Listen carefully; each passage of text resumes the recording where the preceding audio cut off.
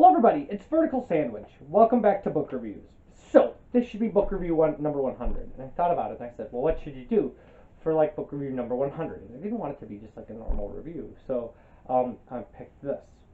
This will be hard to see. Like, there's a lot to this copy of this novel. So this is F. Scott Fitzgerald's The Great Gatsby.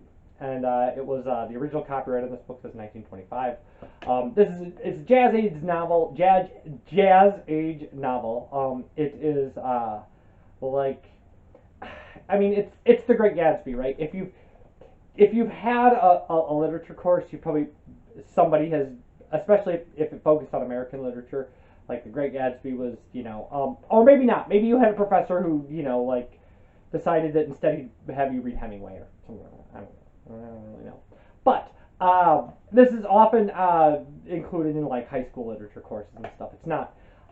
This is a classic, right? It's been adapted into a movie. At least 3 times. It was adapted, I think, in the 30s. I think as early as less than like the 30s, when F. Scott Fitzgerald would have certainly still been alive. I think he may have died in the 40s. I'm not sure. But I didn't do that kind of research for this. Things are all well known. And then most recently with Leonardo DiCaprio starring as Gatsby, right? So, because I remember seeing previews for that and going like, oh, that looks strange. It looks so strange. And I haven't seen a single movie version of The Great Gatsby, but I have read this novel more than I've read any other book in my life. I've had 2 English classes where I actually had to read it.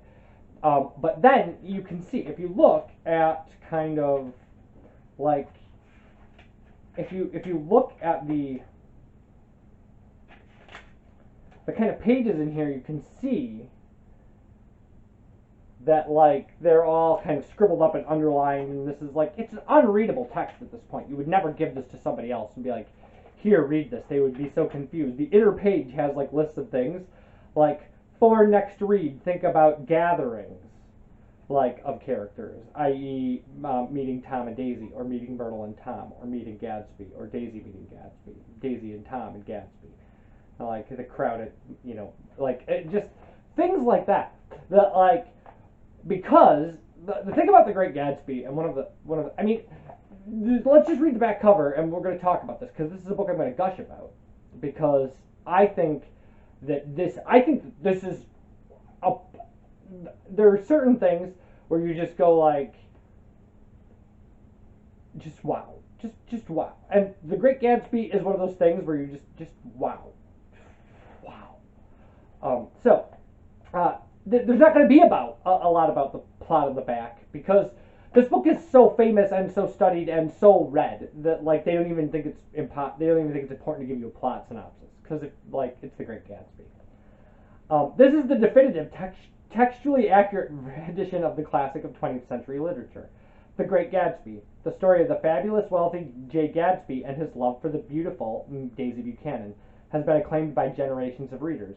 But the first edition contained a number of errors resulting from Fitzgerald's extensive revisions and a rushed production schedule. Subsequent printings introduced further departures from the author's words.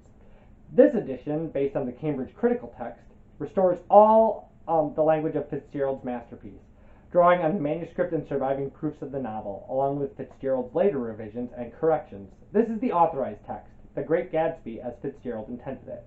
Well, so here are some things. The idea of the Great Gatsby, the general idea of the plot, and here's I can tell you I could very detail. I could give you this novel.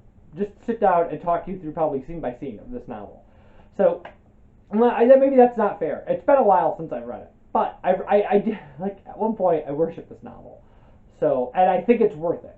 I think if you're going to hold a novel up as kind of the holy book that's not a holy book, I think that this is a great candidate for it. Is it the best novel ever written? Well, I can't speak to that. Is it?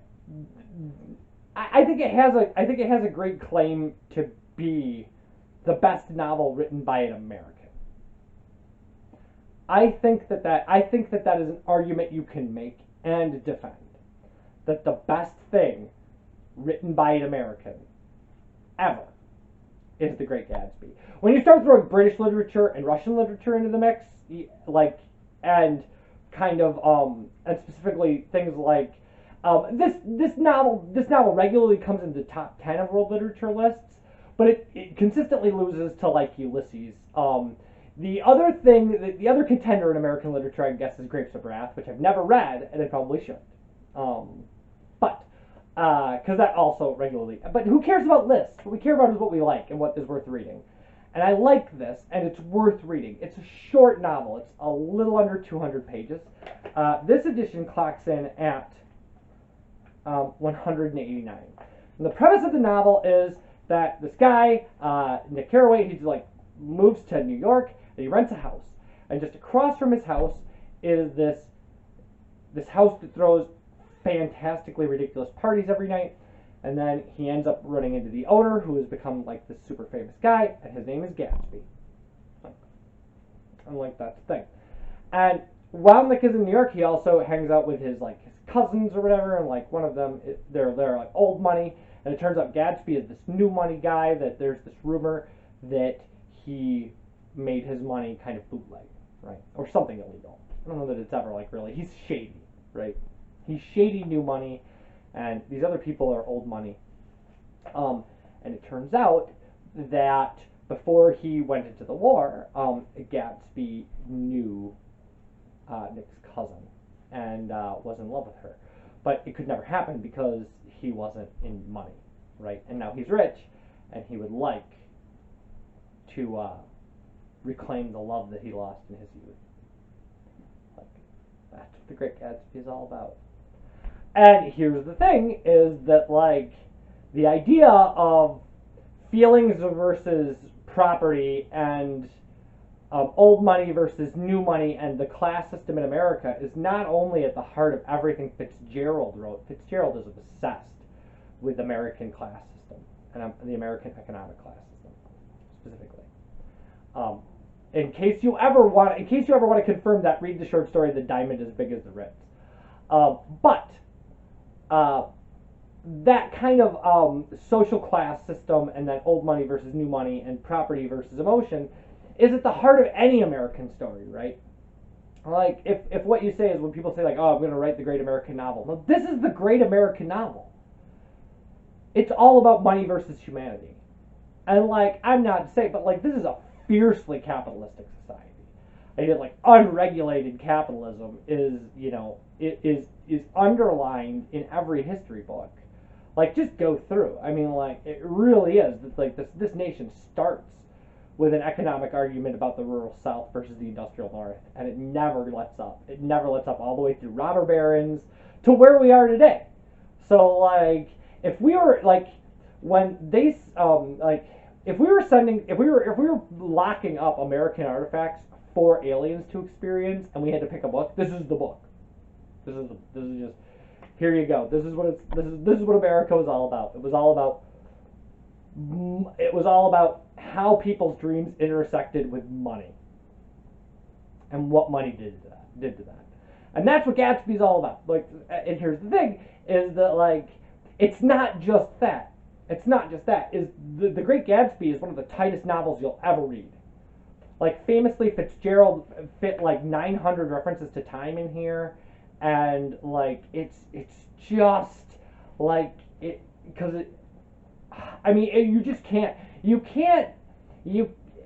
you took a 600-page novel and you put it in like a hydraulic press and you pushed on it with thousands of pounds of pressure until all the awfulness, like all the unnecessary stuff, just squeezed out as juice, and then you were left with like a 200-page brick of amazingness. That's what this is. Like, that's what Fitzgerald did. It's like he edited this down to the most concise, where every word is a deliberate choice by Fitzgerald, which is what makes it so great for lit. Like, if you're into kind of like literature studied interpretation, this is the novel, because you can go through it with a fine-tooth comb. So we're going to read a selection. There were any selection. I could take any 2 pages of this book, and they would be amazing. Like, that is, it literally doesn't matter. I could randomly open.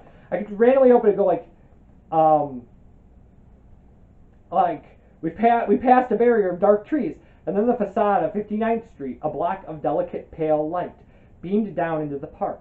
Unlike Gatsby and Tom Buchanan, I had no girl whose disembodied face floated along the dark cornices and to blinding signs, and so I drew up the girl beside me, tightening my arms.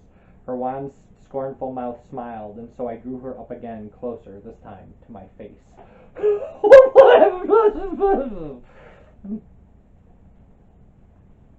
That's just a paragraph. That's just a paragraph. That's just Fitzgerald just being Fitzgerald. That's almost like Fill in Time. Like, just everything. This story is so straightforward and so relatable and so understandable. But then it's built in a world of kind of, like, there's a part of The Great Gatsby that really anticipates weird fiction. Like where he talks about objects in ways that are completely unrealistic. And I wonder if I can find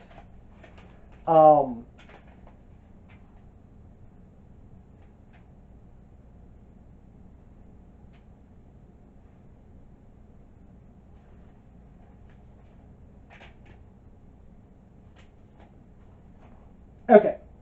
We're going to read a section because we need to read. Okay.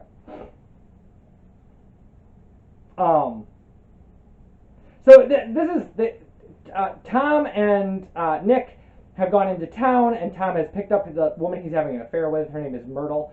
She is married to a guy who runs an auto shop named George. And Tom goes, and under the pretense of the idea of selling George a car, he meets up with George's wife, and they're having an affair. Tom is married.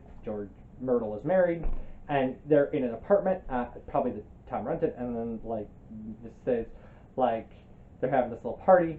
Tom and Myrtle, Nick, and this other couple. So, okay. Yes, but listen, said Myrtle Wilson, nodding her head up and down. At least you didn't marry him. I know I didn't. She's talking to her girlfriend. Well, I married him, said Myrtle ambiguously. And that's the difference between your case and mine. Why did you, Myrtle? Demanded Catherine. Nobody forced you to. Myrtle considered. I married him because I thought he was a gentleman, she said finally. I thought he knew something about breeding, but he wasn't fit to lick my shoe. You were crazy about him for a while, said Catherine. Crazy about him, cried Myrtle incredulously. Who said I was crazy about him? I never was any more crazy about him than I was about that man there. She pointed suddenly at me, and everyone looked at me accusingly. I tried to show by my expression that I had played no part in her past. The only crazy I was when I married him. I knew right away I made a mistake. He borrowed somebody's best suit to get married in and never even told me about it. And the man came after it one day while he was out. She looked around to see what was listening. Oh, is that your suit? I said. This is the first I ever heard about it. But I gave it to him, and then I lay down and cried to beat the band all afternoon. She really ought to get away from him, resumed Catherine to me. They've been living over that garage for 11 years, and Tom's the first sweetie she's ever had. The bottle of whiskey, a second one, was now in constant demand by all present, excepting Catherine, who felt just as good on nothing at all. Tom rang for the janitor and sent him for some celebrated sandwiches, which were a complete supper in themselves.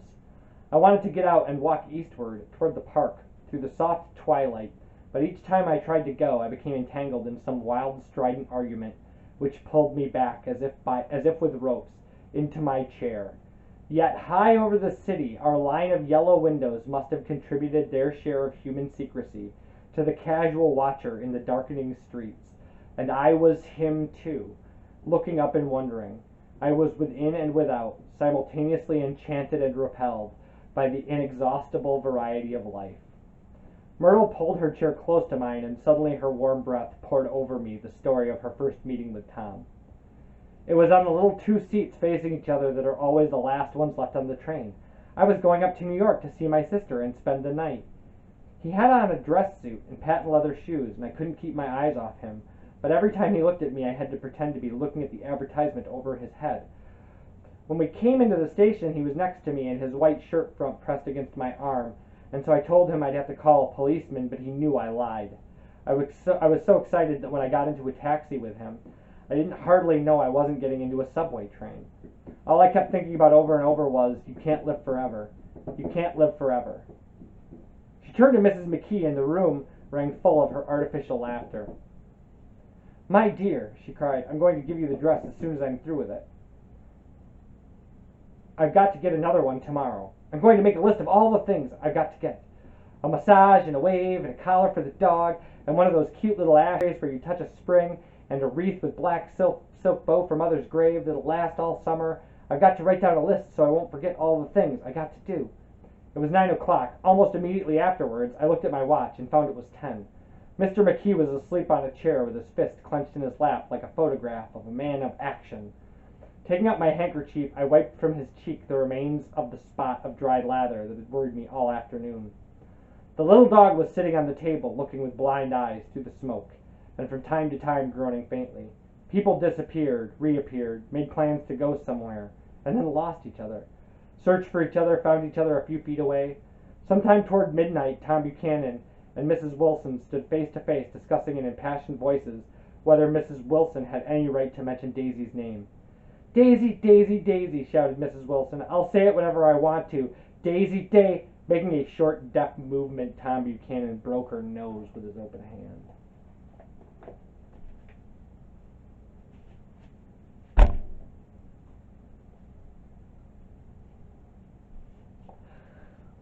I don't know how you feel about that, but I feel like I said, I think that I completely lost my train of thought during that whole reading because, like, I just get so, it's like falling into a hole reading this novel.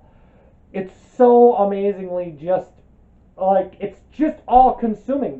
Just the way he describes things, the way he describes feelings, and you can picture this, like, this small little party feeling enormous, and these people being overbearing and kind of not wanting to be there but being stuck there, and kind of how Nick feels like how people must look up from the street and see kind of just this yellow line of lights, but what's inside is this life of its own, and how there's an entire city of that, and that, you know, he just wants to be the man who's out there who doesn't know what's going on, kind of can imagine the world. It's just, Fitzgerald is just amazing.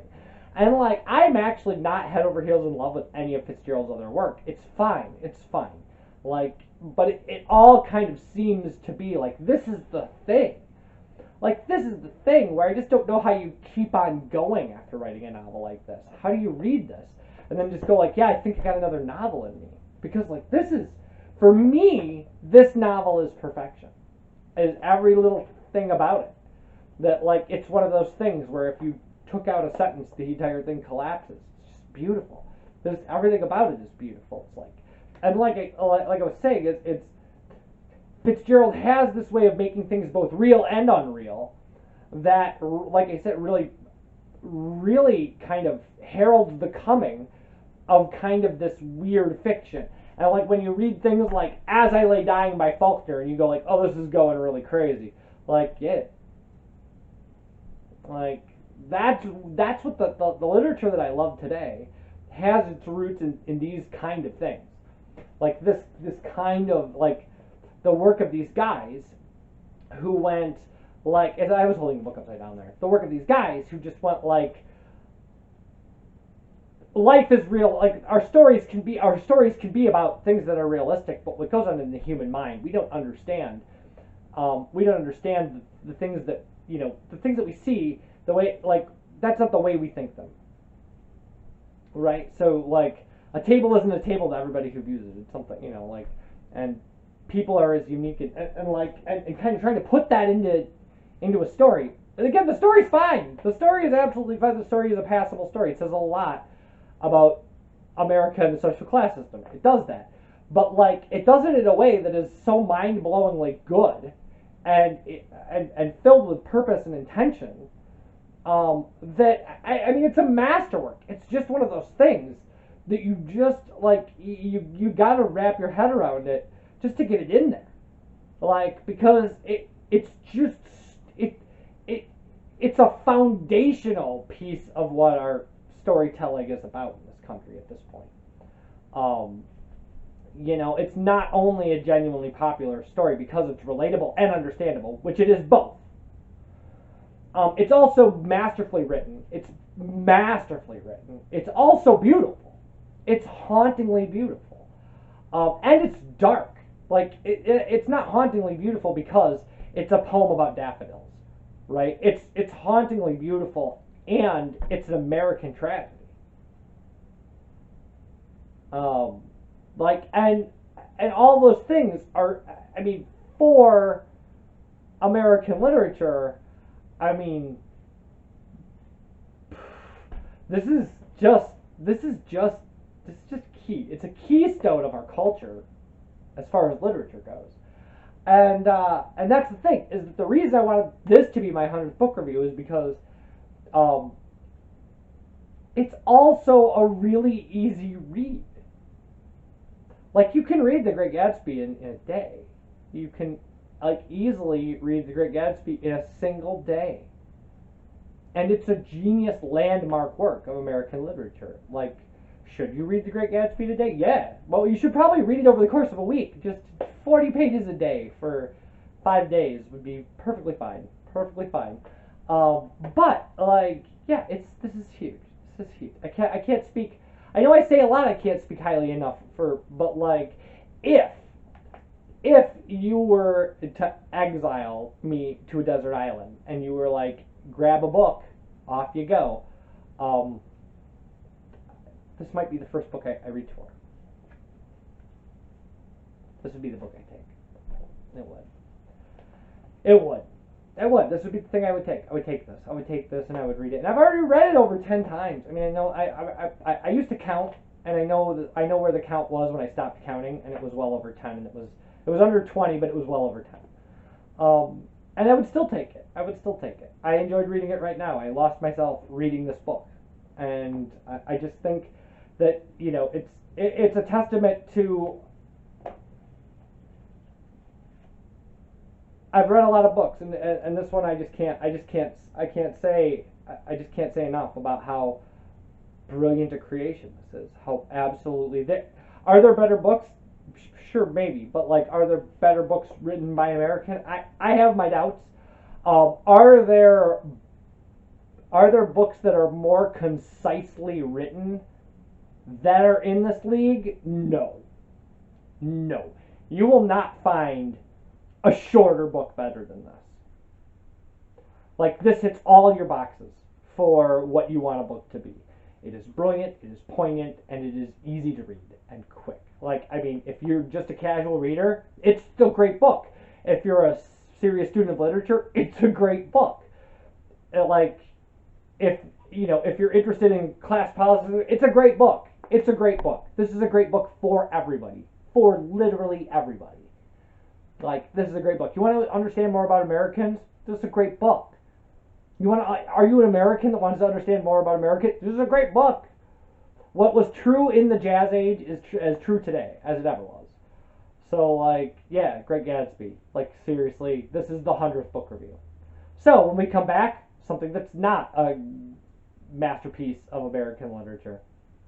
Because, yeah, there's only so many of those. Bye, everybody.